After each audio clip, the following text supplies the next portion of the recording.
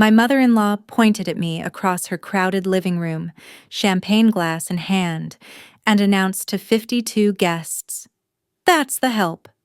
Isn't it nice when they dress up?"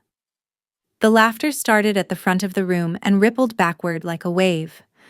I was standing by the fireplace in a dress I'd bought specifically for her 61st birthday party, holding the gift I'd wrapped myself, watching my husband's relatives laugh at me like I was the punchline to a joke that had been running for years. Carol smiled at me from across the room. That smile. The one that said she'd won again. That said she could do whatever she wanted and nobody would stop her. I smiled back, walked toward her slowly. The laughter faded as people noticed my face, calm, almost peaceful. The face of someone who had stopped being afraid. I handed her the gift bag. "Happy birthday, Carol." She looked surprised. Usually I just left gifts on the table, disappeared into the background, accepted my place in the margins of her party. But I was standing in front of her now, 52 witnesses watching. "What's this? Open it." She pulled out the tissue paper, found the envelope, opened it. Her face went white. I watched the color drain from her cheeks like water from a sink. "What is this?" "The deed to your house," I said. "My house, actually. David transferred ownership to us 18 months ago. Your name hasn't been on it since. Rent is due Monday, $2,000 a month, or you can find somewhere else to live." 52 guests went silent. Carol's champagne glass slipped from her hand and shattered on the hardwood floor. Nobody moved to clean it up. They were all staring at me, at Carol, at the documents in her shaking hands. That was the moment everything changed. But to understand why I did it, you need to understand the 3 years that led to it. Carol had been testing me since the day I met her son, testing how much I could take, how much I would swallow, how invisible she could make me feel in my own marriage. She found out that night that she'd pushed too far, and the evidence I had would make sure everyone else found out too. Let me take you back. My name is Courtney. I was 25 when this story started, working as a physical therapist at a rehabilitation center in suburban Ohio. I met David at a coffee shop on a Saturday morning, both of us reaching for the last blueberry muffin. He let me have it, asked if he could buy me a coffee instead. I said yes. 3 hours later, we were still talking, our coffees long cold. The muffins split between us. He was an electrical engineer, 31, divorced once already from what he called a mistake he'd made too young. Brown hair going slightly gray at the temples, kind eyes that crinkled when he laughed. The kind of laugh that made you want to laugh with him. By our 4th date, I knew I was in trouble. By our 6th month, I knew I wanted to marry him. David warned me about his mother before I met her. "She's protective," he said, which I later learned was code for something much darker. "She didn't like my first wife. Didn't like anyone I dated in high school or college. She has opinions about everything." I thought I understood. My own mother had strong opinions about my boyfriends. I figured all mothers were territorial about their sons. I had no idea what territorial actually meant until I walked into Carol's house. The first dinner was at her place in a nice suburb 20 minutes from where David and I lived. A split level from the 80s that she'd owned for 30 years, raised David and his sister Megan in, and treated like a palace she ruled absolutely. The lawn was perfect. The hedges were trimmed. Everything about that house screamed control. She opened the door before we could knock, looked me up and down like she was appraising livestock at auction, and said to David, "She's pretty enough. A bit athletic for my taste. Men prefer soft women, you know." I was wearing a sundress and sandals. I'd been nervous, wanted to make a good impression. My athletic build came from college volleyball and 10 years of staying active. I'd never thought of it as a flaw until Carol made it one. David said, "Mom, come on." That tired voice I'd hear 1,000 times over the next 3 years. Carol just smiled and let us inside, the smile of a woman who said exactly what she meant and never apologized for any of it. Dinner was an interrogation. Where was I from? Toledo. Apparently not a good answer, based on her raised eyebrow. What did my parents do? Dad was a plumber. Mom was a receptionist at a dental office. Carol's face at plumber suggested I'd said convicted felon. Why physical therapy? Because I liked helping people recover from injuries. She said, "How noble," in a tone that made noble sound pathetic and small. Did I cook? Yes, pretty well. She said, "David likes his mother's cooking," and handed him a second helping of pot roast without offering me more. If you've ever had someone examine you like a product they're considering returning, you know how that dinner felt. I left with a knot in my stomach and a desperate need to prove myself. David apologized in the car. "She's always like that at first. She'll warm up once she knows you better." She didn't warm up, she calculated. The second dinner, 3 weeks later, she commented on my clothes. "That's a nice dress. Target?" It was from Nordstrom, not that it mattered. She asked about my apartment. When I mentioned I had a roommate, she said, "How college? David had his own place at your age." The third dinner, Carol rearranged the seating. David at her right hand, me at the far end of the table next to his sister Megan, who spent the entire meal on her phone. When I tried to join the conversation, Carol would talk over me or redirect the discussion. By dessert, I felt like a ghost. Present but invisible. Taking up space but contributing nothing. Afterward, Megan caught me in the hallway and whispered, "Don't take it personally. She did this to David's ex-wife too. It's not about you." But it was about me. It was about anyone who threatened Carol's position as the most important woman in her son's life. Have you ever had someone treat you like you didn't belong in your own life?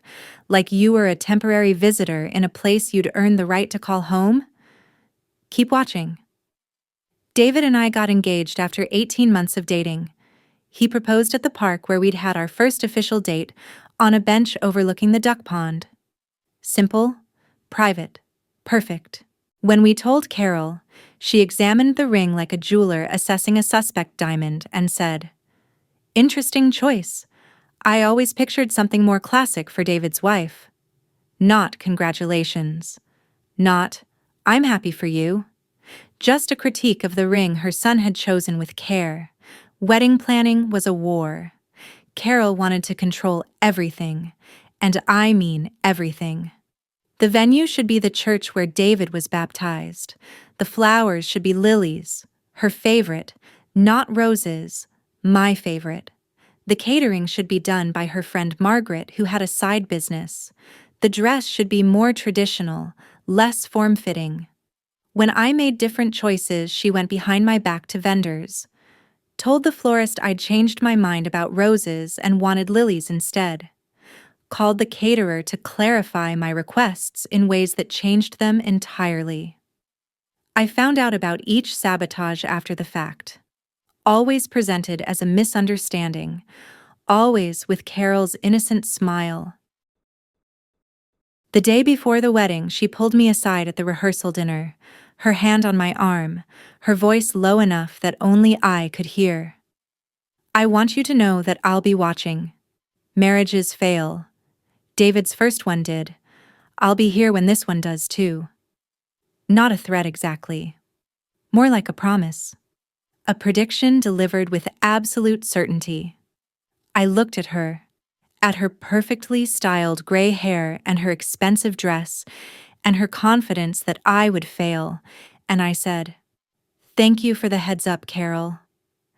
I didn't know then that I'd be counting her cruelties for the next 3 years. Didn't know that her words would become evidence in a case I didn't know I was building. The wedding itself was beautiful despite her efforts.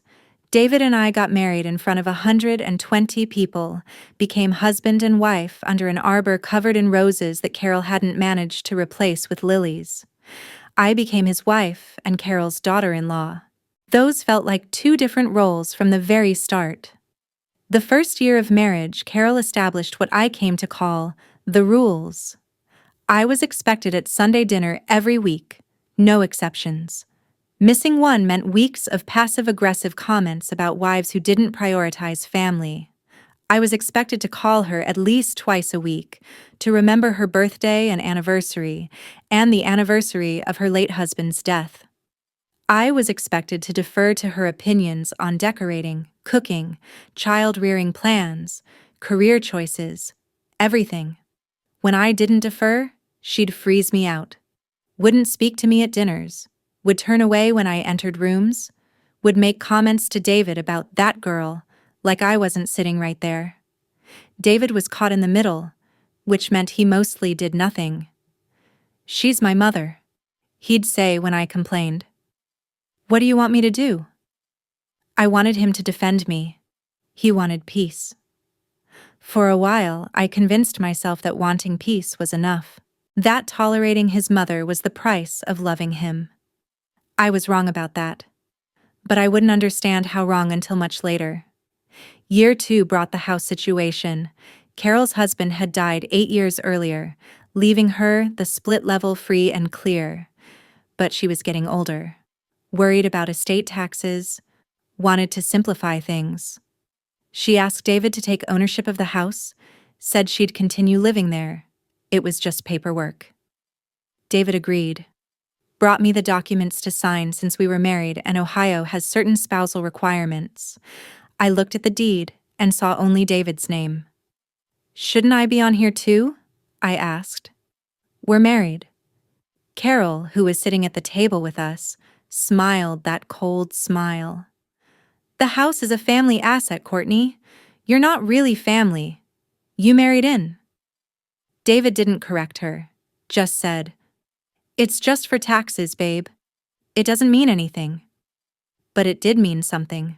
It meant Carol owned a house that was legally my husband's, and she thought that gave her leverage. She thought she was untouchable. She was wrong about that too. But I filed those words away. "You're not really family. You married in." They would come back to haunt her. Year 2 was also when the real cruelty started. Small things at first. Carol would make food I was allergic to and act shocked when I couldn't eat it. "Oh, I forgot about your shellfish thing. How inconvenient." She'd forget to set a place for me at the table until I was standing awkwardly while everyone else sat down. She'd serve appetizers in the living room, and somehow I was always in the bathroom when the tray passed. She'd make comments about my weight, my clothes, my job. "Physical therapy must be tiring. All that touching strangers' bodies. Does David worry about that?" Said with a smile. Always with a smile. I started keeping a journal, not consciously at first, just writing things down so I didn't feel crazy. Dates, comments, incidents. A log of every slight, every insult, every moment Carol had made me feel like nothing. March 15th. Carol told the family I'd probably get fat after the first baby. Athletic women always do. April 3rd. Carol rearranged the table so I sat next to the bathroom door. April 22nd. Carol asked if my parents had papers because you never know these days. My parents were born in Cincinnati, third-generation Americans. She knew that. She just liked watching me flinch. May 8th. Carol told David's aunt that I was good enough for now, but she hoped he'd trade up eventually. The journal grew. Pages and pages of small cruelties that added up to something monstrous. I showed David some of it. He believed me, but he didn't act. "That's just how she is," he'd say. "She doesn't mean it like that." But she did mean it. She meant every word. And I was starting to realize that waiting for her to change was the same as accepting that she never would. The turning point came at Thanksgiving, year 2. We were at Carol's house, the same split level I now legally had a claim to through my marriage, surrounded by aunts and uncles and cousins. Carol was holding court in the kitchen, directing traffic, accepting compliments on the turkey. I was helping set the table, trying to be useful, trying to belong. Carol's sister Helen asked who I was. Carol laughed. That's David's wife. She helps out sometimes. Not Courtney, not my daughter-in-law, David's wife. Like I was a temporary attachment, a placeholder. Nobody worth remembering. Helen looked at me with the kind of pity you give stray animals. Oh, how nice. I kept setting the table, placed each fork exactly where it should go. Didn't react, didn't cry. Just added another entry to the journal in my head. November 24th. Carol introduced me as David's wife to her sister. Third time this year she's refused to use my name. That night, David found me sitting in the car after dinner, staring at nothing. The engine was off. My hands were in my lap. I wasn't crying. I was too tired to cry. He slid into the passenger seat and was quiet for a long time. I heard what she said, he finally admitted, in the kitchen, when Helen asked. I looked at him. You hear a lot of things. You never do anything about them. He flinched. Good. He needed to flinch. I know, I'm sorry, I've been a coward. He took my hand. His fingers were shaking. What if we did something about it? For real this time? Like what? He pulled out his phone, showed me an app he'd downloaded, a video recorder that ran in the background, automatically saving to cloud storage. I've been thinking about this for weeks. If I document everything she says and does, if I have proof, she can't gaslight us anymore. She can't say she never said those things. She can't tell me I'm exaggerating. We'd have evidence. I stared at the phone. You want to record your mother? I want to protect my wife. I should have done it years ago. He was quiet for a moment. My first marriage ended partly because of her. Did you know that? Karen couldn't take it. The comments, the manipulation, the way Mom made her feel like nothing. I watched my mother destroy my first chance at happiness, and I did nothing. I won't watch it happen again. Something cracked open in my chest. Not quite hope. Closer to recognition. The recognition that I'd married someone who saw me, who was finally ready to choose me. How long would we do this? As long as it takes. Until we have enough that she can't deny it. Until we have leverage. I thought about the house. The deed with David's name on it. The way Carol lorded her home over everyone like it made her untouchable. Leverage for what exactly? David smiled. It wasn't a nice smile. It was the smile of a man who'd spent 31 years being manipulated by his mother and finally saw a way out. I'm not sure yet, but I want to be ready. We started recording that night. What would you do if you had the chance to document every cruelty? Stay with me. The next 18 months were an exercise in patience. David wore a small camera hidden in his shirt button to every family event. Wireless, high-quality audio, automatic upload to a shared drive that only we could access. Carol had no idea. She kept saying the things she always said, kept treating me the way she always had, and every word was captured. 342 incidents. That's how many we documented. 342 separate moments of Carol humiliating me, dismissing me, trying to destroy my marriage. Some were small. Courtney's dress is interesting. Very brave to wear horizontal stripes with those hips. Some were larger. I told David he should have gotten a prenup. You never know what people like her will try to take. Some were devastating. She's not good enough for you, David. You know that, right? You deserve better than some physical therapist from Toledo whose father fixes toilets for a living. 342 incidents. All cataloged. All time-stamped. All waiting for the right moment. Year 3 brought escalation. Carol seemed to sense something shifting in David, some wall going up between them, and she responded by pushing harder. Her comments got crueler. Her sabotage got more blatant. She told relatives I was having troubles at work when I wasn't, told neighbors I'd trapped David with pregnancy when we weren't even trying yet, told anyone who would listen that I was a gold digger who'd married up and would eventually show my true colors. The whispers got back to me through Megan, David's sister, who had started to see her mother more clearly. "Mom's telling people you're after the house," she told me one Sunday while Carol was occupied in the kitchen. "Says you're trying to steal it somehow." I almost laughed. The house that was legally in David's name. The house I had more right to than Carol did. The house she'd handed over voluntarily and now couldn't take back. "Let her talk," I said. "It'll make what comes next more interesting." Megan looked at me with something like respect. "You're planning something. We're protecting ourselves." Good. She deserves whatever's coming. There was a moment, about a month before the birthday party, when I almost gave up. David and I had been fighting. Not about Carol exactly, but about everything else. The stress of the recordings, the constant vigilance, the weight of pretending everything was fine when it wasn't. I lay in bed one night staring at the ceiling, wondering if any of this was worth it. Wondering if I should just accept that this was my life now. The invisible wife. The outsider looking in. David found me crying in the bathroom at 2 a.m, sat down on the floor next to me. Didn't say anything for a long time.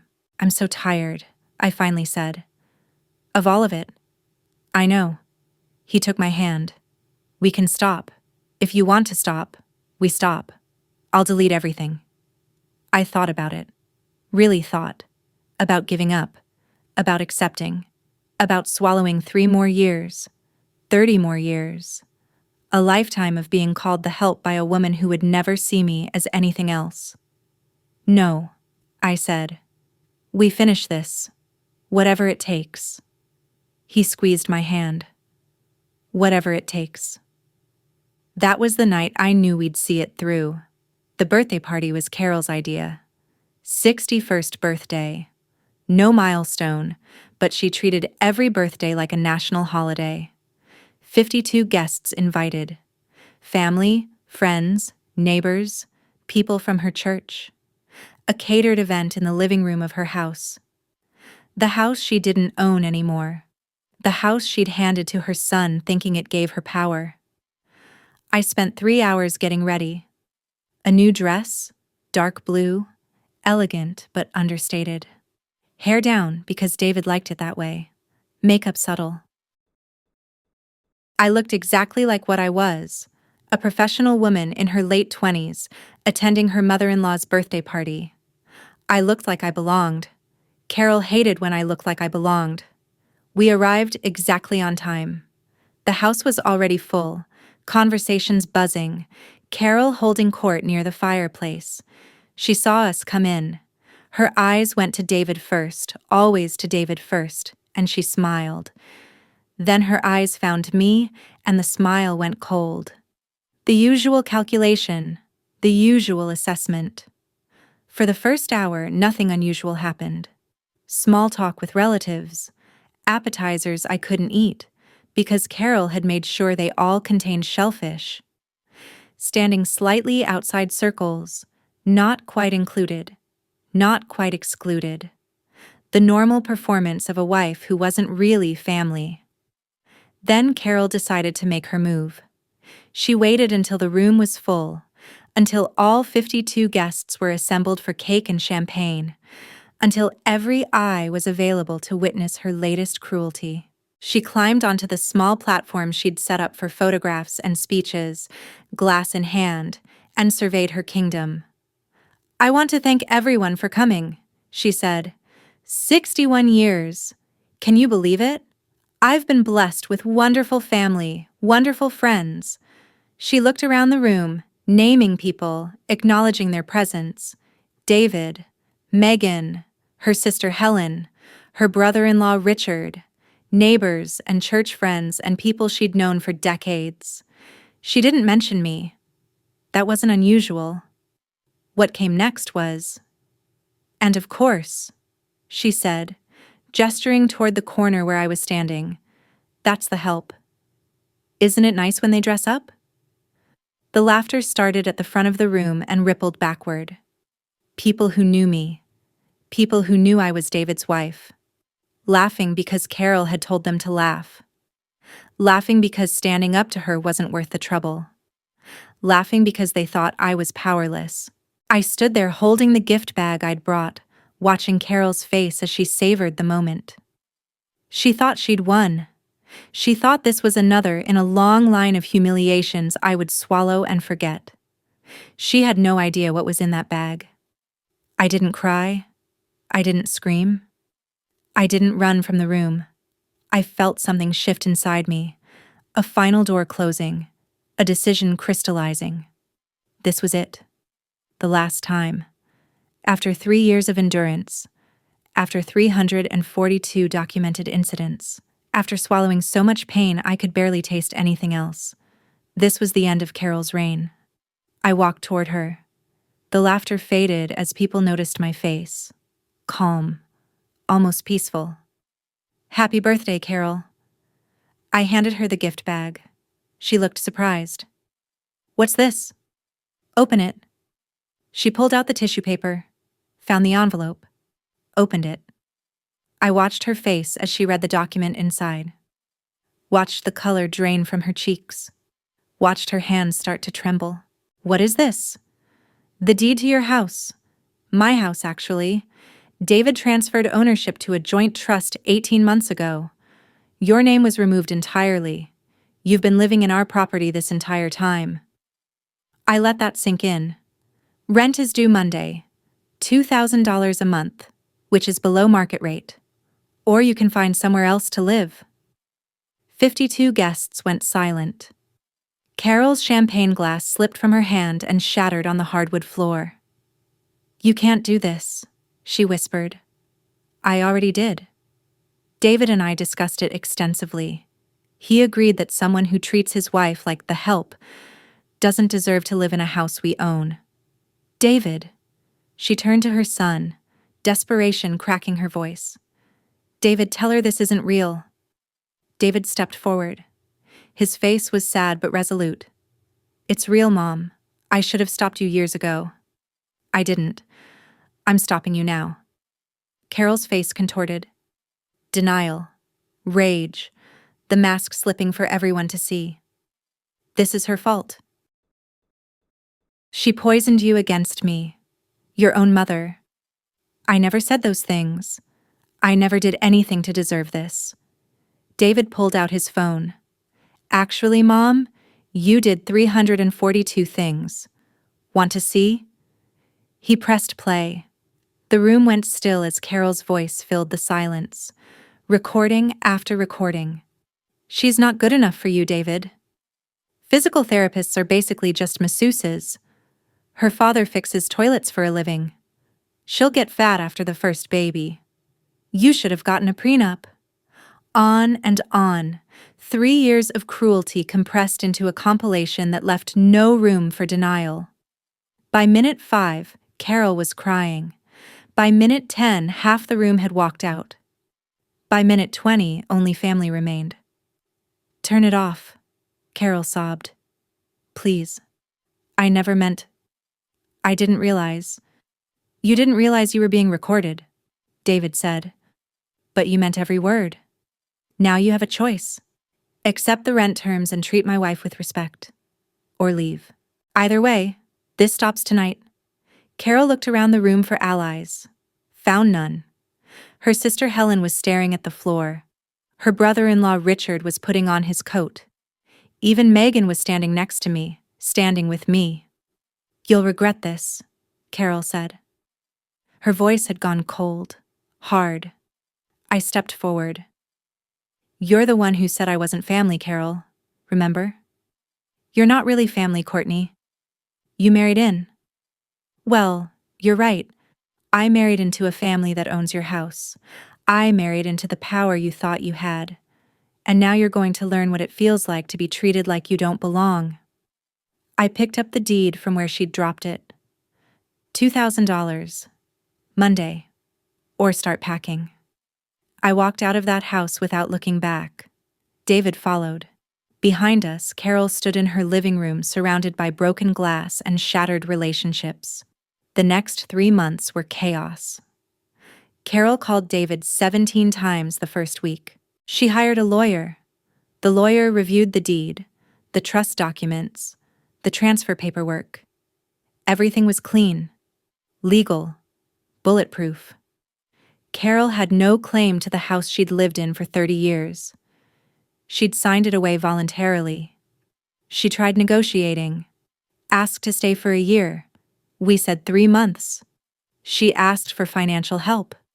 We pointed out that she had savings, Social Security, a pension. She could afford an apartment. Carol moved out on a Thursday morning, 8 weeks after the birthday party. I didn't go to the house to watch. The split level sat empty for a month. Eventually we sold it. Used the money for a down payment on a house of our own. A place with no history, no memories of being called the help. Carol moved into a senior apartment complex 20 minutes away. 1 bedroom, small kitchen. She has friends there now, I hear. A bridge club. Acquaintances who don't know the things she said. That was a year ago. 3 weeks ago, Carol called David. Asked if she could visit. Said she wanted to try again. Said she'd changed. David asked what I thought. I thought about the birthday party. The laughter. That's the help. The 3 years of swallowing cruelty. The 342 recordings. "No," I said. "She doesn't get access to our life again." David called her back. Said no. She cried. He stayed firm. Some relationships aren't worth saving. Carol had her chance. 342 chances, actually. We're expecting our first child in 4 months. A girl. My daughter will never hear her grandmother call her mother the help. Carol said I wasn't really family, that I'd just married in. She was right about one thing. I did marry in. Married into ownership of her house. Married into the power she never knew she was giving away. And Carol married out. Out of the house she raised her children in. Out of the relationships she destroyed. That's the help. 52 people heard her say it. 52 people watched me end her. If you've ever been treated like you didn't belong in your own marriage, this story is for you. If you've ever swallowed humiliation to keep the peace, and then realized peace built on your silence isn't peace at all, this story is for you. You don't owe anyone graciousness when they hand you cruelty. Sometimes the most powerful thing you can do is smile, hand them their consequences, and let the silence speak louder than any argument ever could. Tell me in the comments, has anyone ever underestimated you at exactly the wrong moment? What happened when they realized their mistake? I read every story. Subscribe for more stories about people who stopped accepting disrespect and started demanding what they deserved.